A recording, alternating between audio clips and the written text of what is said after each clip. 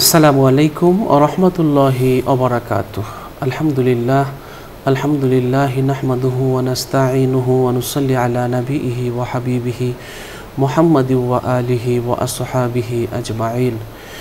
সুপ্রিয় দর্শক শ্রোতা, আমরা মহান আল্লাহর কাছে লাখো কোটি শুকরিয়া আদায় করছি যে আল্লাহ তাআলা আমাদের সুস্থ রেখেছেন, ভালো রেখেছেন এবং সুন্দর একটি মুহূর্ত আমরা উপভোগ করতে পারছি। এই মহেন্দ্রক্ষণ সময়ে আমরা আল্লাহর কাছে শুকরিয়া আদায় করছি, বলছি আলহামদুলিল্লাহ। দর্শক, আলোকিত প্রতিদিন অনুষ্ঠানে আমরা বিশিষ্ট ইসলামী চিন্তাবিদদেরকে আমন্ত্রণ জানিয়ে থাকি। সেই ধারাবাহিকতায় আজও আমরা একজন বিশিষ্ট আলেমকে আমন্ত্রণ জানিয়েছি। আজ আমাদের সাথে আছেন ঢাকা দারুস সুন্নাত মডেল মাদ্রাসার সম্মানিত পরিচালক, বিশিষ্ট ইসলামী চিন্তাবিদ মাওলানা বায়েজিদ হোসেন সালেহ। আসসালামু আলাইকুম রহমতুল্লাহ। ওয়ালাইকুম আসসালাম রহমতুল্লাহি ওয়া বারাকাতুহু। মোহতারাম, কেমন আছেন? আলহামদুলিল্লাহ, আল্লাহর রহমতে ভালো আছি। আপনি কেমন আছেন? আলহামদুলিল্লাহ, ভালো আছি। দর্শক, আজ আমরা যে বিষয়টি নিয়ে আলোচনা করব সেটি হচ্ছে জান্নাতীদের শ্রেণীবিন্যাস। চমৎকার একটি বিষয়।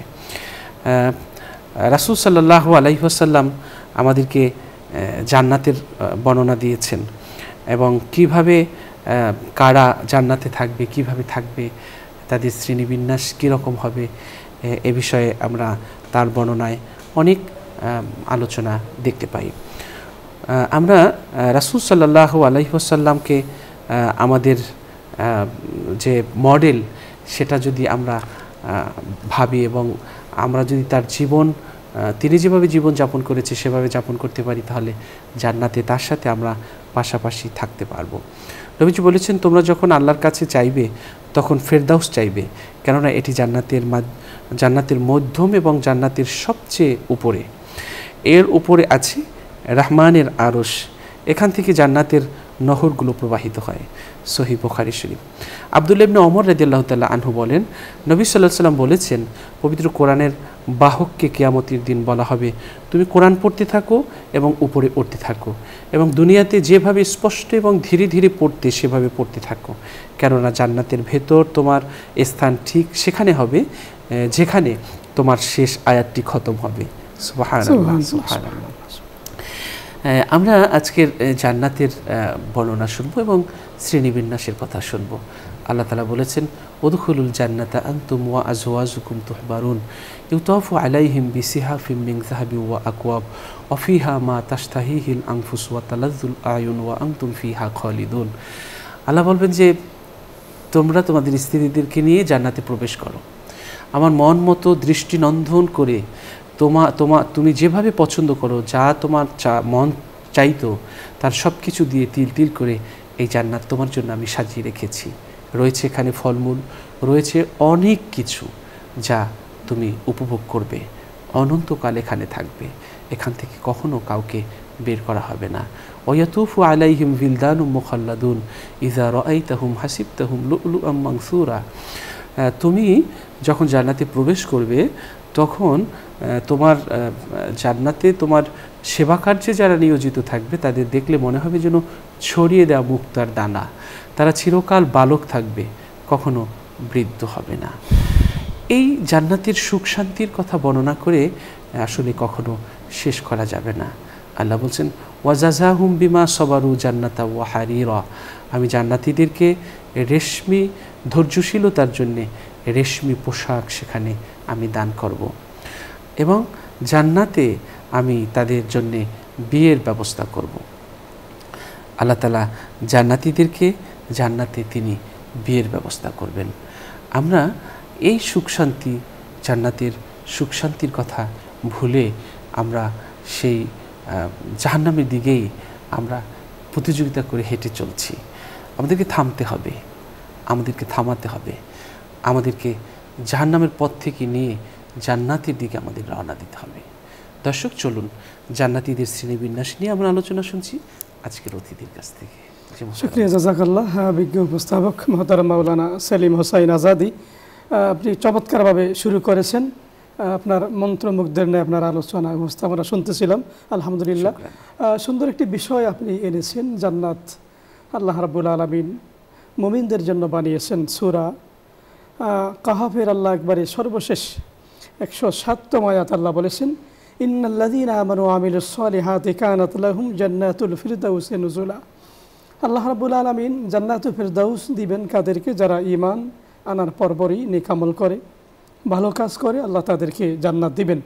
আল্লাহ সুবহানাহু ওয়া তাআলা সূরা সফের 10 থেকে 12তম এই 3টি আয়াতে আল্লাহ বলেছেন, ইয়া আইয়ুহাল্লাযীনা আমানু হাল আদুল্লুকুম আলা তিজারাতিন তুনজিকুম মিন আযাবিন আলীম।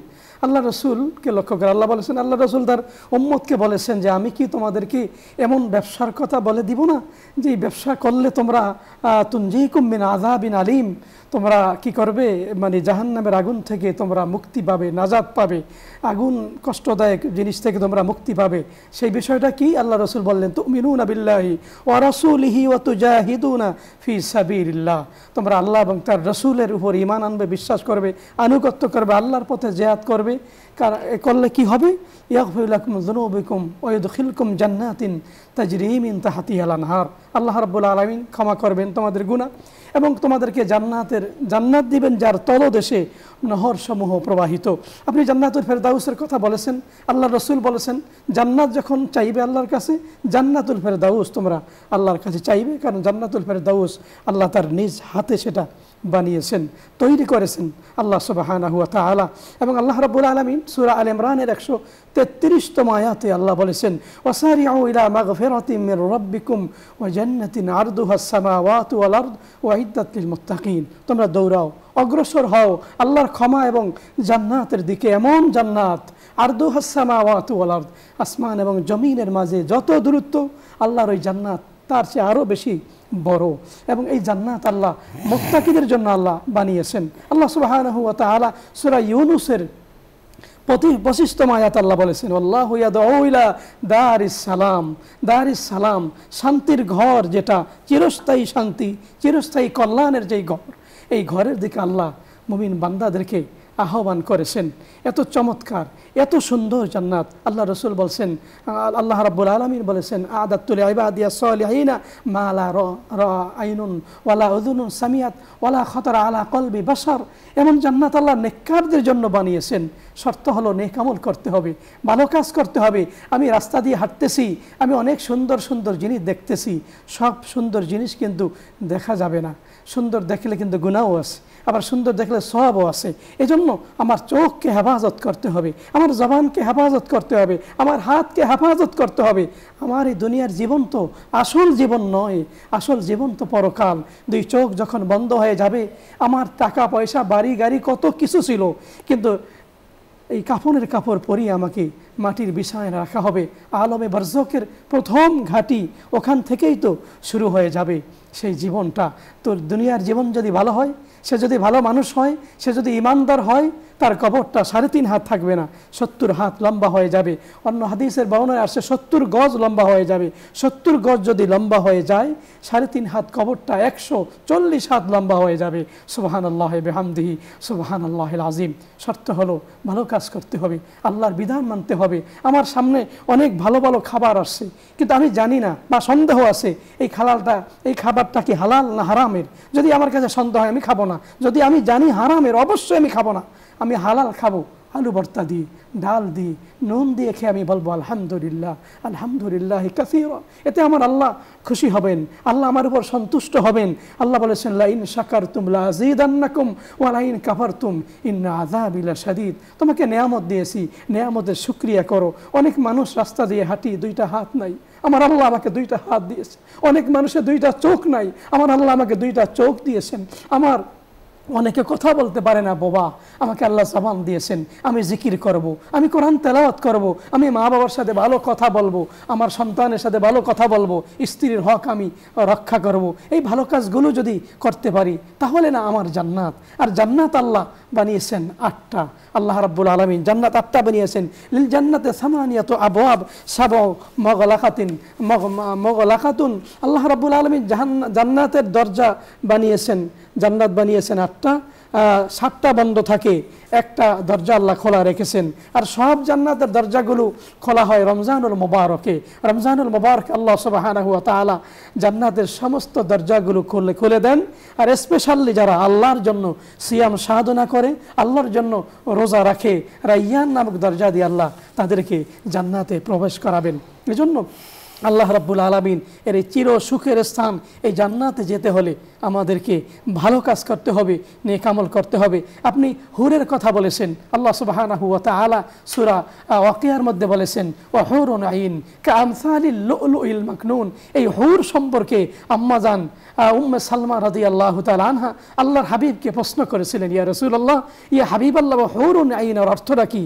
আল্লাহ সুবহানাহু ওয়া তাআলার প্রিয় হাবিব তখন বলেছিলেন, ডাগর নয়না চোখ বিশিষ্ট এরা হবে হুর। এই যেই হুরদেরকে আল্লাহ কস্তুরী, কাপুর এবং জাফরান দিয়ে আল্লাহ বানিয়েছেন, এত সুন্দর এই হুরদের হাত যদি আসমান থেকে জমিনের দিকে শুধু একটু ঝুলিয়ে রাখে, তার আলোতে গোটা পৃথিবীটা আলোকিত হয়ে যাবে। সূর্য যেমন আলো দেয়, চন্দ্র যেমন চন্দ্রের আলোতে রাত্র দিক চেনা যায়, এত হয়ে যাবে। এবং ওই হুরদের সুগ্রানে গোটা পৃথিবীটা সুগ্রাণযুক্ত হয়ে যাবে। সুবহানাল্লাহি বিহামদিহি সুবহানাল্লাহিল আযীম। হুরদের শরীরে ৭০,০০০ পর্দা থাকবে, পর্দা দিয়ে তাদের ভিতরে রক্ত গোস্ত হাড় পর্যন্ত দেখা যাবে। সুবহানাল্লাহ, সুবহানাল্লাহি বিহামদিহি সুবহানাল্লাহিল আযীম। এরপরে উম্মে সালমা রাদিয়াল্লাহু তাআলা আনহা আল্লাহ রাসূলকে আবার প্রশ্ন করলেন, কাআমসালিল লুলুইল মাকনুন। আল্লাহ রাসূল গো, এটার অর্থটা কি? আল্লাহ রাসূল বললেন, ঝিনুকের মধ্যে মুক্তা যেমন একবারে সযত্নে থাকে, সুন্দর থাকে, পবিত্র থাকে, ক্রিম থাকে, কেউ তাকে স্পর্শ করে না। আল্লাহ সুবহানাহু ওয়া তাআলা জান্নাতীদেরকে যেই হুর দিবেন, কামসালিল লুলুইল মাকনুন, ওই হুরদেরকে কেউ কোনোদিন স্পর্শ করে না, না জিন না ইনসান কোনোদিন তাদেরকে স্পর্শ করে নাই। তো ওই যে জান্নাত আল্লাহ রাব্বুল আলামিন আমাদেরকে দিবেন, এই জান্নাত যে আল্লাহ 8টা বানিয়েছেন, তো 8টা জান্নাতে যেতে হলে তো 8টা জান্নাতে 8টা দরজা আছে, 8টা দরজা দিয়ে 8 ধরনের লোক যাবে। বাবুল মুসাল্লিন, প্রথম দরজাটা মুসল্লি যারা, নামাজ হাফ পড়লাম না এইরকম না, ভাই নামাজ পড়ছেন? হ্যাঁ পড়ছি, নামাজ পড়ছি, কিন্তু ফজরের নামাজ পড়তে পারি নাই হুজুর, এই কথা বলে। কার সমস্যাটা কি? রাত্রে দেরিতে ঘুমাইছে, মোবাইল টিপছে, ফজরের নামাজ পড়তে পারে না। হুজুর সব নামাজ পড়ি, শুধু এশা পড়তে পারি নাই। সমস্যা কি? সমস্যায় বিভিন্ন জায়জামেলা, বাসায় ছিলাম, বিভিন্ন ব্যস্ত ছিলাম, সন্তান নিয়ে ব্যস্ত ছিলাম, এশা পড়তে পারে না। তো সব নামাজ হলো কোথায়? এই জন্য বাবুল মুসাল্লিন, ওই মুসল্লিদের দরজা। ফাওয়াইলুল লিল মুসাল্লিন, আমি নামাজ পড়বো, মুসল্লি হতে পারলাম না, নামাজ জহুরের নামাজ আসরের সাথে পড়ে, 4:30টায় যায় নামাজ, জহুরের নামাজ পড়ে, আসরের নামাজ মাগরিবের সাথে ঠেকিয়ে পড়ে না, এইরকম না। বিশেষ করে আপনার মাধ্যমে বলতে চাই, এই বিষয়টা অনেক সময় পুরুষদের তো আসেই, বিশেষ করে নারীদের ক্ষেত্রে হয়ে যায়। লম্বা দিন, এখন এই দুপুরবেলা পাক করতে করতে দেরি হয়ে যায়, হয়তো স্বামী যদি রাগ করে, এজন্য নামাজটা কিন্তু দেরিতে হয়ে যায় না। মহিলারা, নারীরা নামাজটা আগে পড়বে, তারা আগে আদায় করে নেবে, এটা হলো উত্তম। আমি পাকশাক রান্না একটু পরে করব, স্বামী যিনি আছেন, পুরুষ যিনি আছেন, একটু ছাড় দিবেন, আপনি উৎসাহিত করবেন আপনার স্ত্রীকে, তুমি নামাজটা আগে পড়ে না। আমার পাক যদি 10 মিনিট দেরিতে হয়, অসুবিধা নেই, আমি তোমাকে কিছু বলবো না, রাগ করবো না, বরং তোমার প্রতি ভালোবাসা আমার আরও বৃদ্ধি পাবে। তুমি পাকশাক একটু পরে করো, নামাজটা তুমি আগে করে নাও। এই জন্য এই মুসল্লি যারা, নামাজি হতে হবে। আমি নামাজ পড়বো, আমার সন্তান নামাজ পড়বে, আমার স্ত্রী নামাজ পড়বে, নামাজের ওয়াজিব, ফরজ, সুন্নত এগুলো ঠিক মতো যদি আদায় হয়, এটা হবে কায়েম হবে। আমরা যদি কায়েম করতে পারি, মুসল্লি হতে পারবো। মান হাফাজা আলা সালাতে আকরামাহুল্লাহু বিখামসি খিসাল, নামাজের যে হেফাজত করবে, আল্লাহ তাকে 5টা পুরস্কার দিবেন দুনিয়াতে। তার মধ্যে একটা হলো তার টেনশন আল্লাহ দূর করে দিবেন। দেখবেন অনেক টেনশনে আছে, অনেক চিন্তা, ঘুম হয় না, ট্যাবলেট খায়, সমস্যা কি? নামাজ পড়েন না, নামাজ পড়ার টাইম পায় না। আজান দিছে, পূর্ব দিকে যায়, কেন পূর্ব দিকে যান? কেন? কাজ আছে। কাজ কি? এখন আজান হয়ে গেছে, এখন তো কোনো কাজ নাই। এজন্য মুসল্লিদের যদি ওই দরজা দিয়ে, 1 নম্বর দরজা দিয়ে জান্নাতে যেতে হয়, অবশ্যই তাকে আল্লাহকে সেজদা দিতে হয়, 5 ওয়াক্ত সেজদা দিতে হবে। সেজদার কারণে আল্লাহ চেহারার মধ্যে নূর দেন। আপনি জানেন, মডার্ন সায়েন্স গবেষণা করে বলেছে যে নারীরা যদি জানতো সেজদা দিলে চেহারায় আল্লাহ নূর দেন, তাহলে কিয়ামত পর্যন্ত নারীরা আল্লাহর জমিনে সেজদায় পড়ে থাকতো। সুবহানাল্লাহি বিহামদিহি সুবহানাল্লাহিল আযীম। এজন্য আল্লাহকে সেজদা দিতে হবে। 2 নম্বর দরজা বাবু সাইমিন, রোজাদার যারা, আল্লাহর জন্য যারা সিয়াম সাধনা করবে। শুধু কি রমজানের রোজা? রমজানের রোজা তো আছেই, এছাড়াও আল্লাহ রসুল কিন্তু সোমবার, বৃহস্পতিবার রোজা রাখতেন। আল্লাহ রসুলকে প্রশ্ন করা হয়েছিল, সোমবার রোজা রাখেন কেন? আল্লাহ রসুল বলছেন, ফিহি উলিদতু ওয়া উনজিলা ফিহি, আমার জন্ম হয়েছে সোমবার, আল্লাহ আমাকে কোরআন দিয়েছেন সোমবার, এজন্য নবীজি রোজা রাখেন। বৃহস্পতিবার আল্লাহ রসুল বলেছেন, বৃহস্পতিবার বান্দার আমলনামা আল্লাহর দরবারে পেশ করা হয়। আমার আমলনামা যখন আল্লাহর দরবারে পেশ করা হবে, আমি রোজা অবস্থায় থাকি, এই জন্য আমি রোজা রাখি। এরপর আইয়ামে বীজের রোজা আছে, আমরা মহরম মাসে অনেকে রোজা রেখেছি 9, 10 অথবা 10, 11, এরপরেও কিন্তু 13, 14, 15 এই 3 দিন আল্লাহর নবী রোজা রাখতেন। এই রোজাগুলো যদি আমরা রাখি, নফল রোজা রাখি, রমজানের রোজা যদি আমরা রাখি, আল্লাহ রাব্বুল আলামিন সাইমিন যারা, তাদের জন্য একটা দরজা আল্লাহ রেখেছেন, ওই দরজা দিয়ে তারা যাবে। বাবুল মুতাসাদ্দিকিন, আল্লাহ রাব্বুল আলামিন মুতাসাদ্দিকিন যারা, তাদের জন্য রেখেছেন। আল্লাহর জন্য যারা একজন আরেকজনকে ভালোবাসবে, দুনিয়াবি স্বার্থের জন্য না। আমরা তো স্বার্থের জন্য মানুষকে ভালোবাসি, স্বার্থ আছে তো আমি আছি, স্বার্থ আছে যেখানে আমি আছি, স্বার্থ নাই সেখানে নাই, না, একবার নিঃস্বার্থভাবে লিওয়াজহিল্লাহ আল হুব্বু ফিল্লাহ ওয়াল বুগদু ফিল্লাহ, কাউকে ভালোবাসতে হবে আল্লাহর জন্য, কারোর সাথে রাগ করতে হবে সেটাও আল্লাহর জন্য। এই যদি আল্লাহর জন্য একজন আরেকজনকে যদি ভালোবাসে, তার জন্য আল্লাহ জান্নাত একটা দরজা বানিয়ে রেখেছেন। বাবু সাদিকিন, সত্যবাদী যারা, আল্লাহ কোরআনে বলেছেন, ইয়া আইয়ুহাল্লাযীনা আমানুত্তাকুল্লাহ ইত্তাকুল্লাহ ওয়া কুনু মা'আস সাদিকিন, যারা তোমরা সত্যবাদী, তোমরা তাদের সাথী হও। সত্যবাদী কারা? যারা কথা কাজে কর্মে, যারা বাহিরে এবং ভিতরে সমান। আমাদের দেশে আমরা যেটাকে বলি, আমাদের দেশে অনেক পীর বুজুর্গ আছে, আমরা পীর বলি, শায়েখ বলা হয় আরবিতে, মোরশেদ বলা হয়, ওয়ালিয়াম মোরশেদা, পীর ফার্সি শব্দ। এদের কাছে, এদের মাধ্যমেই এই দেশে কিন্তু ইসলাম এসেছে, এবং পীরদের সহবতে গিয়েই মানুষ নামাজ শিখেছে, রোজা শিখেছে, মানুষ হক হালাল হারাম জানতে পেরেছে, সুন্নত কোনটা, সুন্নত কোনটা ওয়াজিব, এটা তারা শিখতে পেরেছে। এই জন্য এই সাদিকিন বলতে এই পীর মাশায়েখদেরকে বোঝানো হয়েছে। এদের সহবতে আমরা যাব, সত্যবাদী আমরা হব। সবচেয়ে বড় সত্যবাদী ছিলেন হযরত আবু বকর সিদ্দিক রাদিয়াল্লাহু তাআলা আনহু। আমরা যদি সত্যবাদী হতে পারি, তাহলে আল্লাহ রাব্বুল আলামিন জান্নাতে আরেকটি দরজা আল্লাহ তৈরি করে রেখেছেন সাদিকিনদের জন্য, সত্যবাদীদের জন্য। এই সত্যবাদীরা ওই দরজা দিয়ে কিন্তু আল্লাহর জান্নাতে প্রবেশ করবে। এরপরে আল্লাহ রাব্বুল আলামিন আরেকটি দরজা রেখেছেন, বাবুজ যাকিরিন, যারা জিকির করবে। বিজ্ঞ উপস্থাপক আল্লাহ রাব্বুল আলামিন আপনাকে অনেক সম্মানিত করেছেন, আপনি একজন পীরও, আপনার অনেক ভক্ত অনুরক্ত আছে, এই আপনি অবশ্যই জিকিরের সবক দিয়ে থাকেন। যারা জিকির করবে, জিকির এমন একটি ইবাদত, গুরুত্বপূর্ণ ইবাদত। আল্লাহ রাব্বুল আলামিন সূরা আনফালের মধ্যে বলেছেন, ইন্নামাল মুমিনুনা আল্লাযীনা ইযা যুকিরাল্লাহু ওয়াজিলাত কুলুবুহুম ওয়া ইযা তুলিয়াত আলাইহিম আয়াতুহু যাদাতুহুম ঈমানান ওয়া আলা রাব্বিহিম ইয়াতাওয়াক্কালুন। আল্লাহর স্মরণে যাদের অন্তরে কম্পমান হয় এবং যারা তেলাওয়াত শোনে করে, তাদের ঈমান আল্লাহ বাড়িয়ে দেন। এদের কথা বলা হয়েছে। আমি আপনার মাধ্যমে দর্শক শ্রোতাদেরকে বলতে চাই যে জিকির করলে কী লাভ। আমার জীবনে এটা অনেক পেয়েছি। এখানে কারো যদি বুকে ব্যথা করে, দুই পাশে, ডান হোক বাম হোক, যদি বুকে তার ব্যথা করে, সে যদি উজু করে, কিছু সময় জিকির করে এবং কোরআনুল কারিমে আয়াতটা পড়ে, আলা বিযিকরিল্লাহি তাতমাইন্নুল কুলুব, আয়াতটা পরে যদি সে ফু দিতে থাকে, তার দুই পাশের, বুকের দুই পাশের যে কোনো ব্যথা হোক, ইনশাআল্লাহ আল্লাহ রহমত তার ব্যথা কিন্তু ভালো হয়ে যাবে। মানুষ যখন জান্নাতে যাবে, জান্নাতে গিয়ে তখন আফসোস করবে, হায় কেন আফসোস করবে, যে আমি যে দুনিয়াতে ওই গল্প করে আড্ডা দিয়ে সময়টা কাটিয়েছি, আয় হায় আমি যদি একটু জিকির করতাম, আমি যদি আল্লাহর স্মরণ করতাম, তাহলে তো জান্নাতে আমার মর্যাদা আরও বেশি থাকতো। আফসোস থাকবে শুধু এটা, দুনিয়াতে সময়টা অবহেলায়, অনাদরে, উদাসীনতায় আমি কেন কাটিয়েছি, যে আমি যদি না কাটাতাম, আমি যদি আল্লাহর জিকির করতাম, জান্নাতে আমার মর্যাদা অনেক উঁচুতে থাকতো।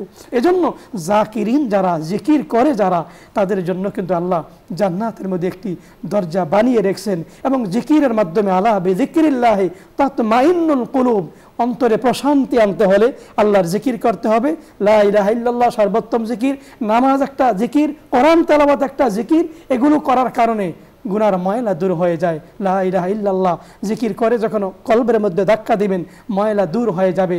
গুনাহ করতে করতে অন্তরের মধ্যে কালো দাগ পড়ে যায়। আপনি যখন জিকির করবেন, কোরআন তেলাওয়াত করবেন, ভালো কাজ করবেন, তখন ময়লাটা দূর হয়ে যায়। আপনি যখন জিকির করবেন না, কোরআন তেলাওয়াত করবেন না, আল্লাহর সাথে কথা যখন বলবেন না, অন্তরে ময়লা আরও বাড়তেই থাকবে। ভালো কাজ করতে মনে চাইবে না। সুন্দর সুন্দর ওয়াজ করে, তার কথা শুনতে তার মনে চাইবে না, ভালো লাগবে না। মা বাবার খেদমত করতে মনে চাইবে না, হ্যাঁ আপনার বড়দেরকে সম্মান করতে মনে চাইবে না, ছোটদেরকে স্নেহ করতে মনে চাইবে না। কারণ গুনাহ করতে করতে অন্তরে কালো দাগ পড়ে গেছে, ঝং ধরে গেছে। এই ঝং দূর করার অন্যতম একটি মেডিসিন হলো কাসরাতুল যিকরি ওয়া তিলাওয়াতুল কোরআন।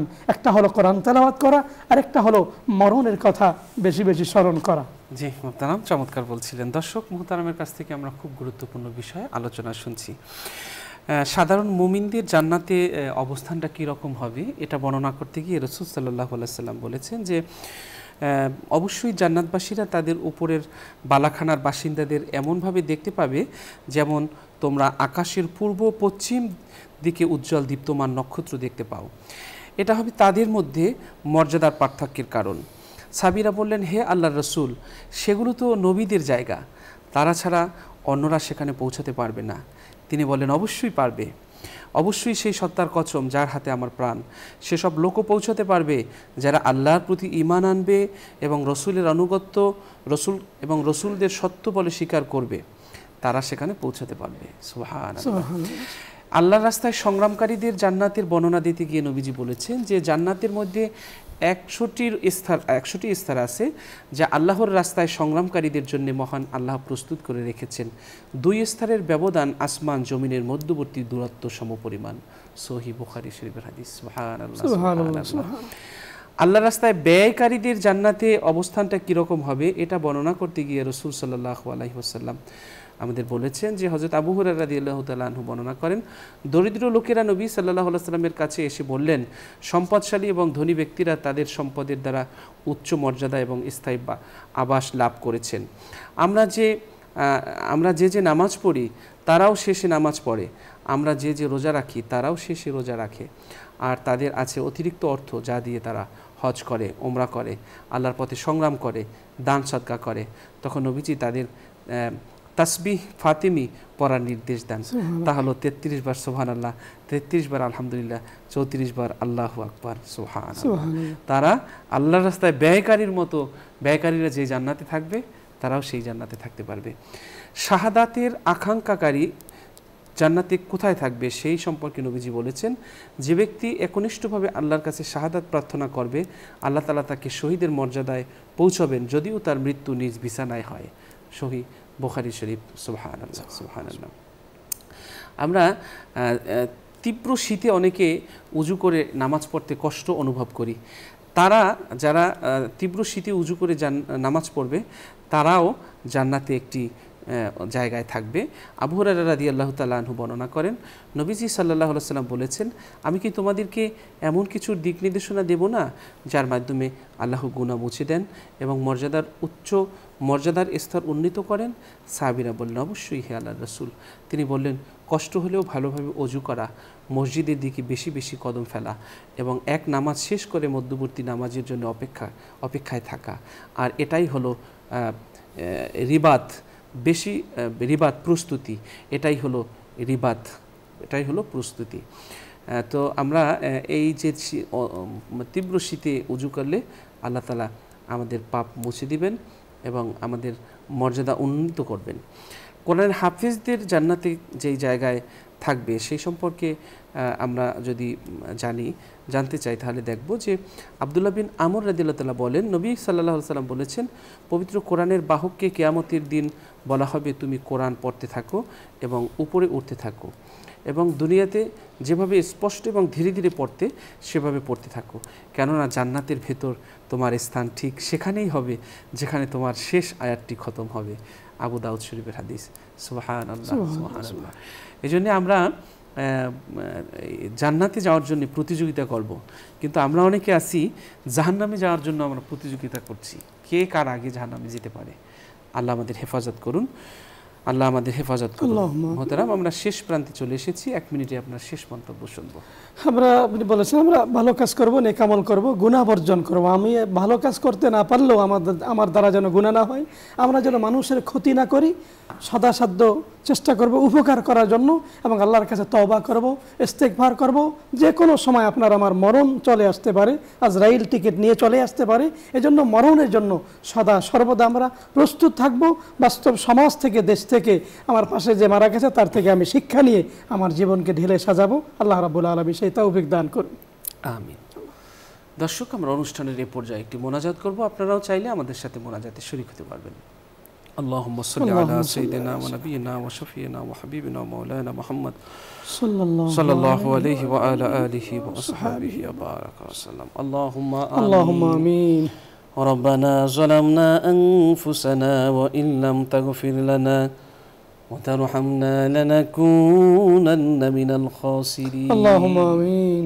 রব্বুল আলামিন, আপনার শাহী দরবারে গুনার বোঝা নিয়ে হাত তুলেছি। জীবনে অনেক গুনাহ করেছি। গুনার দিকে তাকালে মনে হয় তুমি মোদের জাহান্নামে ফেলে দিবা। গুনার দিকে তাকালে মনে হয় তুমি মোদের কবরে মারবা। রব্বুল আলামিন, গুনার বোঝা নিয়ে হাত তুলেছি। গুনার দিকে না তাকিয়ে মোদের আকুতি মিনতির দিকে তুমি একটু তাকাও। রব্বুল আলামিন, মোদের জিন্দেগীর সমস্ত গুনাহগুলো মাফ করে দাও। আল্লাহ, যত ধরনের ভুল ভ্রান্তি আছে তুমি ক্ষমা করে দাও। নেক আমল বেশি করার তৌফিক দান করো। মিথ্যার পথ ছেড়ে সত্যের পথ ধরে বাকি জীবন চলার তৌফিক দান করো। রব্বুল আলামিন, পৃথিবীর জীবনটা কল্যাণকর করে দাও। জাহান্নাম বড় কষ্টের জায়গা রে আল্লাহ। জাহান্নাম মোদের জন্য তুমি হারাম করে দাও। জান্নাতে শুনেছি অনেক জায়গা থাকবে। জান্নাতের মধ্যে যদি জায়গা না হয়, অন্তত বারান্দায় একটু দাঁড়ানো তবুও জাহান্নামে ফেলে দিও না। রব্বুল আলামিন, তুমি ছাড়া কার কাছে যাব, কাকে বলবো, কে শুনবে? আমাদের দুঃখ বেদনা কষ্ট যন্ত্রণা দূর করে দাও। আমাদের অভাব দূর করে দাও। তোমার রিজিক দিয়ে চলা মানুষের কাছে যেন হাত না পাতা লাগে। তুমি আমাদের সবার রিজিক বাড়ায়া দাও। অভাব দূর করে দাও, পেরেশানি দূর করে দাও, কল্যাণের দরজা তুমি খুলে দাও। এই অনুষ্ঠানের পৃষ্ঠপোষক বসুন্ধরা গ্রুপের চেয়ারম্যান, আল্লাহ তাকে না খায়াতে Taiyaba chairman, MD, vice chairman, পরিচালক সহ সকল ডিসিশন মেকারদেরকে কবুল আর মঞ্জুর করো। বসুন্ধরা গ্রুপকে তুমি কবুল আর মঞ্জুর করো। আল্লাহ তাআলা আমাদের তুমি মাফ করো। এই অনুষ্ঠানকে নাজাতের উসিলা বানায় দাও। এই অনুষ্ঠানকে আমল করার তৌফিক দান করে দাও। সুবহান রাব্বিকা রাব্বিল ইজ্জাতি আম্মা ইয়াসিফুন ওয়া সালামুন আলাল মুরসালিন ওয়ালহামদুলিল্লাহি রাব্বিল আলামিন। আমিন। দর্শক, আমাদের সাথে দীর্ঘ সময় যারা থেকেছেন সকলকে আবারও ধন্যবাদ। আল্লাহ সবাইকে ভালো রাখুন, সুস্থ রাখুন, নিরাপদে রাখুন, সেই প্রত্যাশা করছি। আগামীকাল ঠিক এই সময় দেখা হবে এই অনুষ্ঠানে। এই অনুষ্ঠান দেখতে চোখ রাখুন নিয়মিত প্রতিদিন এই সময় নিউজ 24-এর পর্দায়। আজ এখানেই শেষ করছি। আল্লাহ হাফেজ। আসসালামু আলাইকুম ওয়া রাহমাতুল্লাহি ওয়া বারাকাতুহু।